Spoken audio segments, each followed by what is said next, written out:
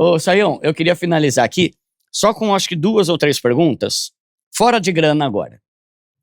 Uma pergunta que deixa algumas pessoas agoniadas. Eu quero ouvir a tua opinião com base na Bíblia, né? É possível um cristão perder a salvação se ele morrer antes de pedir perdão por algum pecado que ele cometeu? Porque tem muito cristão que acha, né? Meu Deus, eu não posso pedir, eu tenho que pedir perdão agora porque eu roubei uma uva da feira, ou então eu tenho que pedir perdão para minha esposa ou para meu marido porque eu já tive uma discussão, porque se bater o carro e morrer eu vou para o inferno. Faz sentido esse raciocínio? Então, o que acontece? Tiago deixa claro, quando ele vai falar do problema mais sério que nós temos, que é chamado a língua, né? Uma pequena fagulha põe fogo em tudo. Ele vai dizer, todos nós tropeçamos em muitas coisas.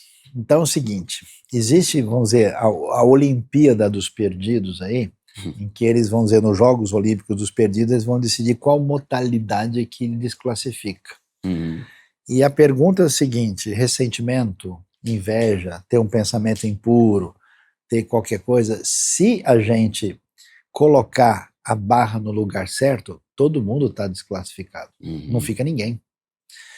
Então, nesse caso, se você entender que você cometeu um erro, né, ou cometeu, sei lá, vamos pensar, um casal brigou antes de dormir, um falou uma coisa pesada para o outro lá, e depois o sujeito, né, ou a mulher viraram para o lado e dormiram, e Jesus voltou, né, no meio da noite, eles estão perdidos, agora o cara vai estar condenado por causa de uma situação dessa. Se isso fosse o caso, nenhum de nós se salvaria.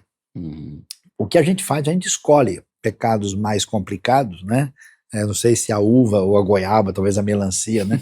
E a gente coloca aleatoriamente a nossa barra. Por isso que muita gente que fala tanto em perda da salvação, cada um perde do jeito. Tem lugar que perde por causa do cabelo, outro lugar perde por causa da roupa, outro lugar perde por causa do bigode, não sei, né? Nesse sentido, o evangelho ele é totalmente desvalorizado. O evangelho não tem sentido nenhum. Parece que o sacrifício do Filho de Deus, de Cristo Jesus, para nos salvar é tão ineficiente que qualquer escorregada nossa, nós estamos para sempre perdidos. Isso é tão sem sentido, porque a gente fala, né?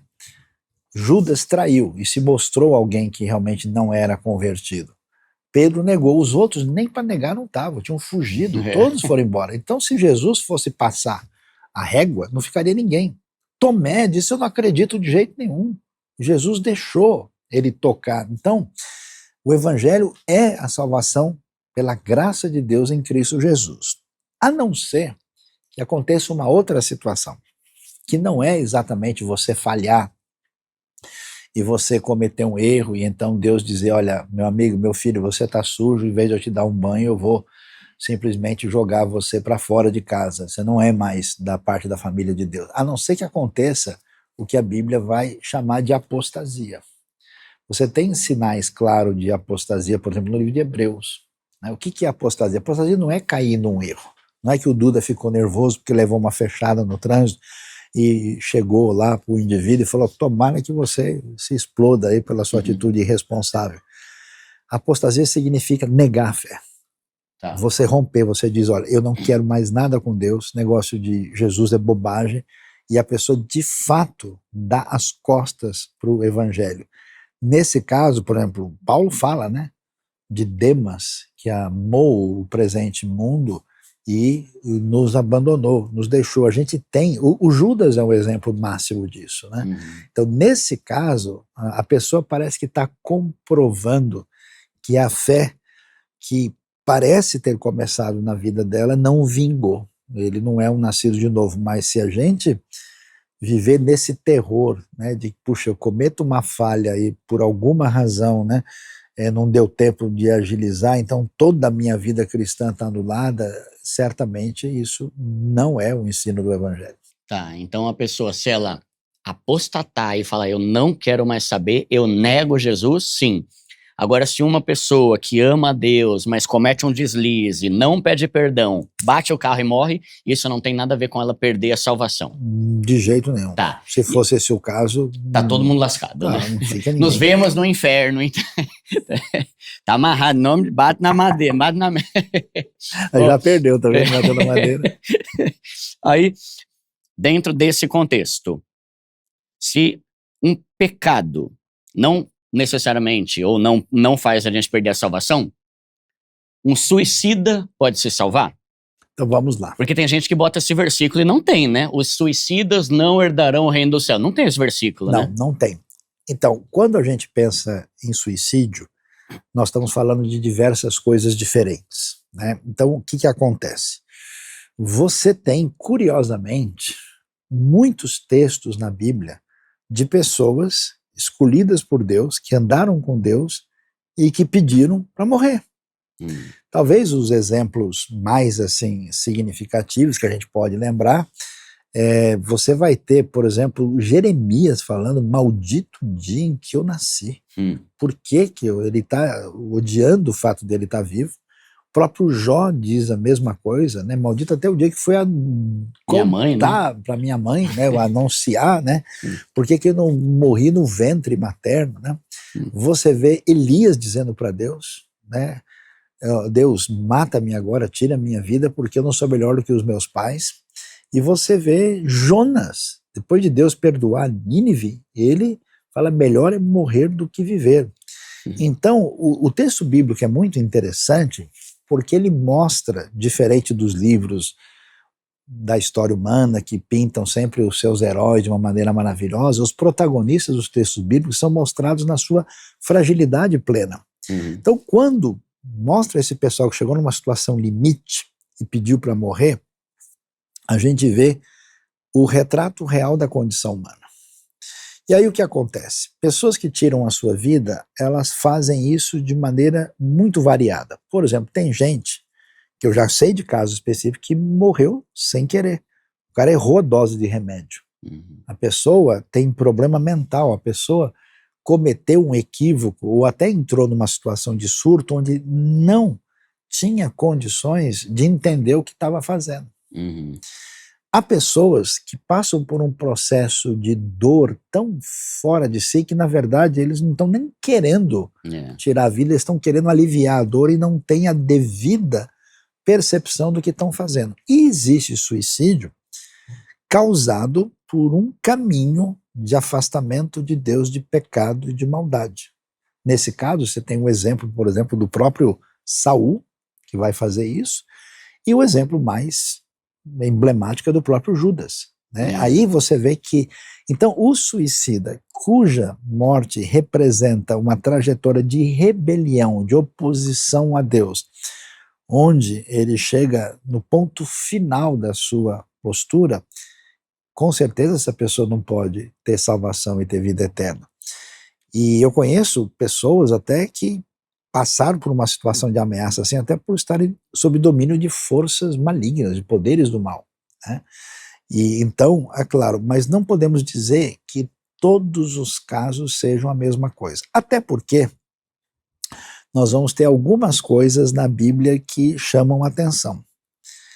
Dentro dos casos de pessoas que, vamos dizer, provocaram a própria morte, além do Saul e além do próprio caso do Judas, nós temos a história de Sansão.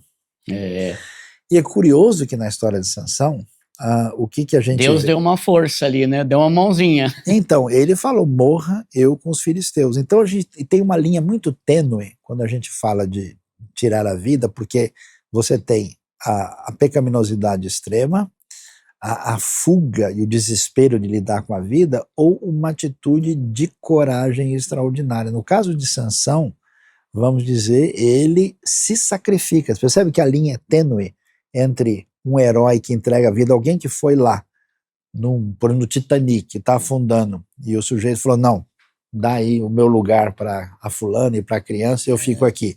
O sujeito se suicidou, ele vai estar condenado porque ele não aproveitou a oportunidade. Então a gente tem que tomar um cuidado muito grande. E, para a gente ir mais longe ainda, quando você lê lá João 10, 18, Jesus diz o seguinte: ninguém tira de mim a minha vida, mas eu a dou, eu entrego.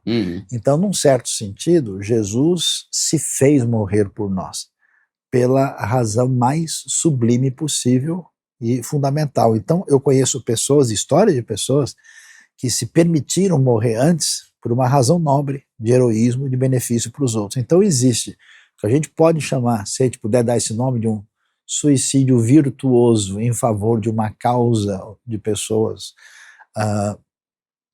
né, que são beneficiadas, e é claro que as pessoas dessas não estão sendo condenadas por isso. Existe o caso de pessoas que não conseguiram lidar com a dor. Existe o caso de pessoas que a gente viu até pastores se suicidando, né, por causa de depressão, essas exatamente, coisas. Às né? vezes é uma questão de enfermidade, né? A pessoa não entende. Chega um momento que a crise da pessoa é tão acentuada. Eu lidei com pessoas assim, e a pessoa, depois de um tempo recuperada, ela diz: nossa, eu não consigo entender por que eu pensei e agi daquele jeito. Né? E eu conheço pessoas que tiveram tentativas assim, depois de recuperadas, ela chora e fala: mas eu não queria ter feito aquilo. É que realmente aquele momento foi fora do lugar. Então, assim, não vale a pena a gente estabelecer um juízo muito pesado sobre isso, porque a gente não é Deus, a gente não conhece o que passa realmente na situação da pessoa e os detalhes que estão envolvidos, mas não deixa de ser verdade que em muitos casos de suicídio, a pessoa não certamente herdará a vida eterna, em outros casos eu entendo que sim. Tá, boa, boa. A próxima pergunta. Eu sou batista, né? Mas eu conheço e respeito e admiro vários teólogos calvinistas. Tem como lidar com essas duas coisas ao mesmo tempo, o calvinista e o arminiano? Porque, assim, a primeira coisa que eu acho sobre esse tema não é um tema fácil. Porque senão não teria tanta gente inteligente calvinista e tanta gente inteligente arminiana. Né? Inclusive alguns dos heróis da fé e dos caras top que fizeram coisas incríveis. Então a primeira coisa eu gosto de falar, não menospreze a opinião do outro, porque eu acho que é um tema difícil e ambos têm base bíblica de acordo com a interpretação deles, né? Eu li até um livro do Norman Geisler, chama Eleitos Mais Livres. É interessante o livro, assim, não vou falar que ele bate o martelo que ninguém bate, mas ele pega todas as bases bíblicas para o calvinismo e todas para o arminiano e como cada um interpreta de um jeito. Tem como viver entendendo que, cara, tudo bem, seja calvinista, tudo bem, eu sou arminiano e tá tudo certo?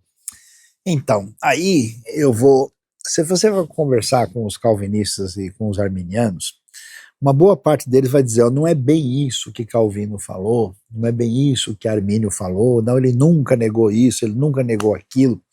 Mas independente das possíveis avaliações originais do que eles teriam dito, você tem uma tradição que se desenvolveu de um lado e outra tradição do outro, e nessas duas tradições houve, na proposta calvinista, a ênfase maior na soberania divina. Então, palavras como predestinação, eleição, né, e a rejeição da ideia de livre-arbítrio é muito presente no discurso calvinista predominante, enquanto na tradição que se formou a partir, né, de Armínio, a gente vai encontrar sobre a importância da responsabilidade humana, da liberdade humana, da importância do arbítrio e assim por diante. Né? E aí você tem os calvinistas ou pastor, só uma coisinha, para a gente simplificar, ver se dá para eu simplificar, porque para quem não sabe o que é calvinismo e arminiano. Calvinista é a pessoa que acredita que Deus escolhe alguns para ser salvos e outros não, enquanto a linha arminiana fala que é uma responsabilidade nossa escolher ou não, porque Deus não faz diferença entre esse vai e esse não vai. Simplificando, seria isso. A grosso modo mas o calvinista vai dizer que na nossa esfera de atuação da fé, tudo é decidido por Deus. Né? Tá. Existe o que eles chamam de uma proposta monergista, ou seja, de um lado só. Deus é que faz, Deus é que escolhe, porque a ideia é que o ser humano não tem como escolher. E aí eles não têm aquele negócio do livre-arbítrio? Não. Tá, não. Então eles não acreditam... a grosso modo... Porque tem linhas também, até no calvinismo, né? Não, e também tem o calvinismo eles chamam de 5 pontos, né? E o arminianismo também de 5 pontos, quanto mais você valoriza a preponderância da soberania de Deus, ou mais você valoriza a liberdade humana. Tá. E aí o que acontece? Eles, então, nessa polarização, na maior parte dos casos, os dois não são muito simpáticos uns com os outros, dizendo, ó, se você não entender isso, você não vai entender um monte de coisa. Só que onde é que está o problema na minha percepção da realidade? Mais uma vez, a Bíblia foi composta num jeito hebraico de pensar. Entendeu? É como se você pega, sei lá, o seu adaptador, aí o seu cabo do iPhone e tenta colocar no Android, lá no Samsung, e diz, ó, não está funcionando. Então, o que eu acho que o pessoal faz é pegar um documento, uma expressão que faz parte do pensamento hebraico e jogar na cabeça europeia do século XVI. Aí vai dar ruim, porque não tem nada a ver. E como é que a cabeça hebraica pensa? A cabeça hebraica entende que a gente não pode construir a teologia do Saci Pererê, que é a teologia de uma perna só. Porque ela entende que a liberdade humana e a soberania de Deus são coisas que estão entrelaçadas e fazem parte da mesma realidade. É como um café com leite. Depois que você mistura os dois, não dá para você botar o dedo e falar, vou pegar só o café. Então o que a Bíblia faz? O que o texto de Êxodo fala? Quem endureceu o coração de Faraó? Deus. Diz que Deus endureceu. O versículo de baixo diz que o Faraó endureceu. E o outro versículo fala que o coração foi endurecido. Para a cabeça da lógica limitada nossa ocidental, pane total no sistema. A cabeça hebraica é perfeita. Por quê? Existem realidades que fazem parte da realidade, mas que vão além do nosso entendimento. Duas paralelas só se encontram no infinito. Nenhuma moeda tem um lado só. Então as duas coisas são verdades. Mas como que elas são verdade? Não sei. A verdade é que quando você crê em Cristo, o que aconteceu? Foi você que abriu o coração ou foi o Espírito Santo que tocou? Difícil, né? Foram os dois. É. Foram os dois. Então isso é um encontro misterioso da fé. Sabe uma frase que uma vez eu vi? Eu sou arminiano, né? Uma vez eu vi uma frase que eu achei interessante. Ele fala assim, todo arminiano é um calvinista quando está de joelho, né? Deus, obrigado por ter me escolhido e aberto o meu coração. Então, parece que... mas tem essa mistura, é sinergismo, né? Isso daí? Que é o oposto de monergismo. O monergismo, o arminiano é sinergista, por definição, entendendo que os dois operam, mas as duas realidades estão presentes. De tal maneira que você, então, vai ver o texto bíblico, já comeu o molho agridoce? Ele tem dois sabores, a Bíblia é agridoce. As duas coisas são realidade. Qual é o problema? A gente quer reduzir isso a uma equação racional simplista do século XVI. Não vai conseguir. Assim como você não consegue explicar porque que Deus é 3 em 1 ao mesmo tempo. Como é que a Bíblia é palavra divina e é palavra humana. Como é que Jesus é totalmente divino e totalmente humano. Não cabe na sua cabecinha. Talvez na ressurreição, quando ela virar 2.0, pode ser que você consiga enxergar mais. Por enquanto, não. Então, o que você tem que fazer? Glorifique a Deus pela sua escolha, por aquilo que ele faz na sua soberania, e, ao mesmo tempo, seja responsável com a sua vida e tome atitude. Não fique jogando nas costas de Deus o que está na sua responsabilidade, porque a sua liberdade é um fato real. Então, nesse sentido, eu gosto de brincar, e a minha brincadeira é meio malvada, não sei se você vai me perdoar, eu falo, se um indivíduo se diz calvinista e é calvinista mesmo, ele nunca deveria incomodar ninguém, porque ele vê um arminiano e vai concluir que o arminiano é arminiano porque ele foi predestinado para ser. Já que tudo é predestinado, porque você vai ficar enchendo a paciência do cara? Você vai querer mudar a cabeça dele? Não, ele é arminiano por predestinação. E o arminiano que é arminiano de verdade também não devia discutir com o calvinista, porque ele é calvinista por livre-arbítrio e decisão. Deixa o cara em paz. Pare de ficar causando. Então eu acho que essa discussão, esse conflito, essa confusão, ela é uma discussão inútil, desnecessária e que não leva a lugar nenhum. Se não me engano, teve algum, eu não sei se foi Whitfield e John Wesley, sei lá, mas falam que tinha 2 caras aí famosão que chegou e falou, o que você acha do cara, meu? O cara lá é calvinista e você é arminiano. Ele falou, não sei, cara, só sei que nós dois vamos se encontrar lá em cima, né? Tem uma história muito bonita, acho que é do próprio Wesley, né, falando, acho que do Whitfield, falando quando ele chegasse lá, né, como é que seria. Ele disse, olha, eu não sei, eu acho que ele vai estar tão mais perto da glória de Deus lá, que eu não sei nem se eu vou conseguir enxergá-lo.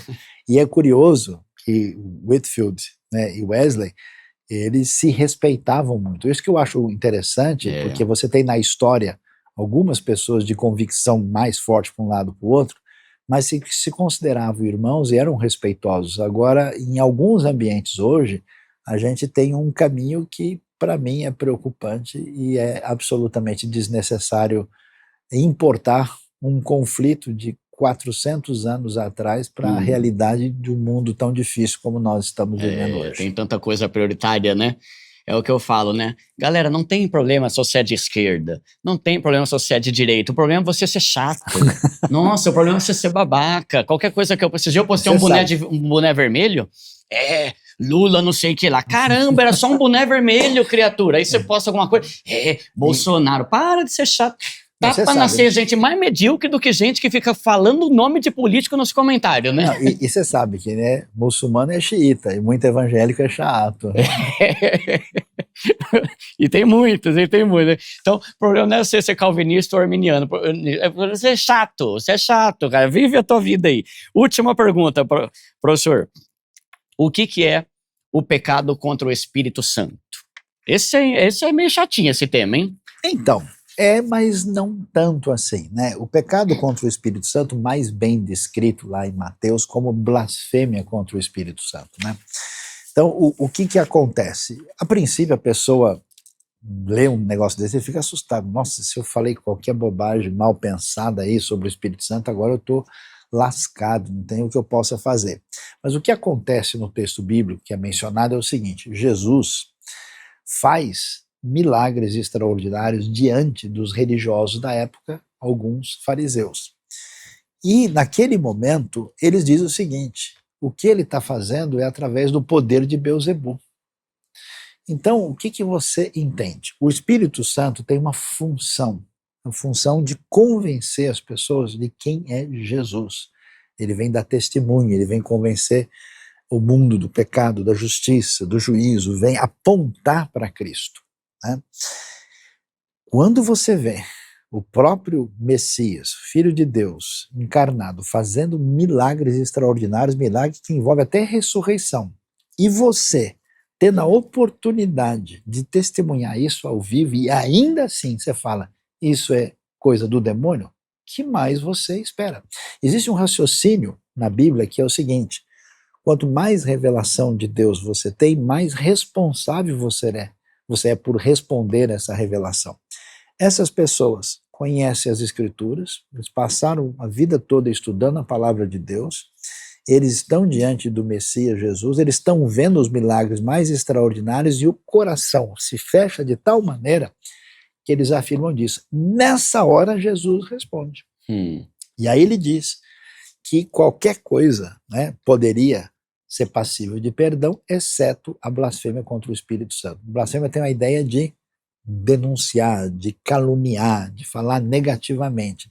Então, a blasfêmia contra o Espírito Santo está relacionado com o fato de resistência completa, total e definitiva a tudo aquilo que o Espírito Santo faz para mostrar Cristo Jesus e quem ele é, qual é a sua razão de ser para a pessoa, e a pessoa mostra uma resistência completa. Essa resistência, ela representa o fechamento do coração da pessoa, e por isso é que a blasfêmia do Espírito não tem perdão. Então significa a resistência completa, permanente, à obra do Espírito que envolve negar quem é Jesus. Não é que a pessoa falou um palavrão, ou ele disse, né, uma coisa equivocada sobre o Espírito Santo, ou ele falou uma coisa sem pensar, e agora ele então está se sentindo culpado, e quem sabe eu entrei num tipo de erro que eu não podia ter entrado e não tem mais jeito. É esse o sentido da expressão. Uma vez eu vi uma frase que eu achei interessante, né? Não sei se faz sentido, mas aparentemente sim. Se você tem medo de um dia pecar contra o Espírito Santo, é sinal de que você não vai pecar. E se você tem medo de algum dia já ter blasfemado contra ele, é sinal de que você não blasfemou. Porque se você tivesse feito isso, você não estaria preocupado. Exatamente. Né? Alguma coisa assim. Né? Recentemente eu falei com uma pessoa, falou assim, eu estou com receio de que eu não possa, talvez eu tenha cometido esse erro e eu não posso mais ser perdoado. Eu falei, rapaz, se você tivesse nessa condição, você não estava nem pensando nisso. Muito bom.